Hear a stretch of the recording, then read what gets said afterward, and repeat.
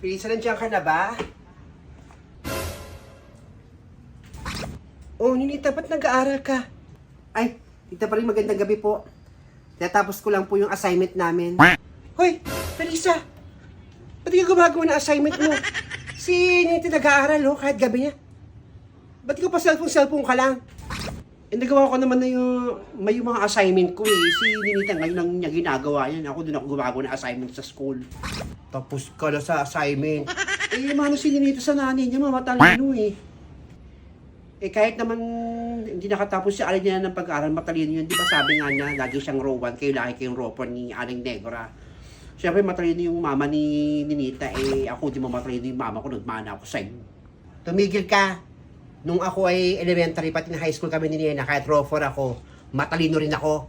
Matalino ka rin pa, ma? Kahit row 4 ka? O, sige, ma. Sabihin ko, ha?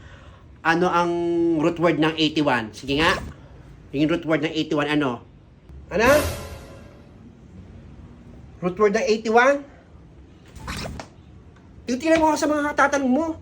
Matanda na ako, siyempre nakakalimutan ko na yan. Root word ng 81? Ano bang root word ng 81? Tamang isip pa si mama, hindi rin niya alam kung anong root word ng 81. O, talo. O, di nagbana lang ako sa inyo. Mali yung tanong mo, Felisa. Hindi root word. Square root po ng 81. 9 po yung square root ng ng 81. Hindi po root word, square root po.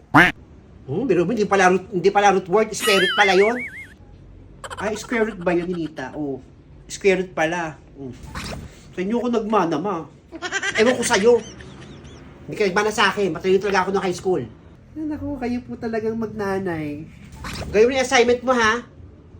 Ayaw mo nung miyaan mo siya mag-aral. Doon na kayo. Dito na kami dinito. Samahan ko siya matulog sa bahay nila.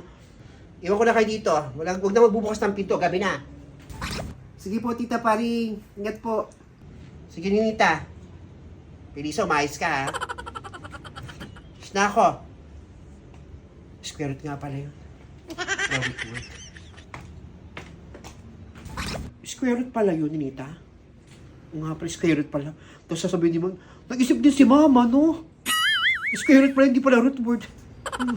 Si Mami. Ging-ging din si Mami. Tapos kinabataga sa assignment natin. Parang hindi naman gumagawa sa school. Siyempre, hindi pa. Kung taga-sinungaling ko. Kunyari lang gawa na yung assignment ko para di ako pagalitan ni Mama. Alam mo ko niyan mamaya, pakopya ko yan mamaya. Oo, papakopyahin kita. Kumain si Mama, marinig tayo eh. Ligpitin mo na yan. Oo, tapos naman na ako dito. Ligpitin ko na to.